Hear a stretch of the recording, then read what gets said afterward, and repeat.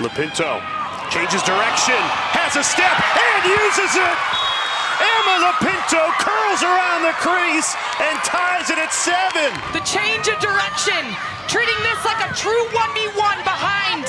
Bianca Chevry comes out, and LoPinto goes to work.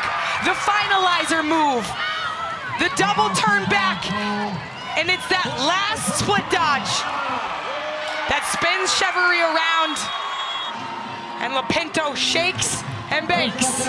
Look at LoPinto's eye. She looks down. That's the deception.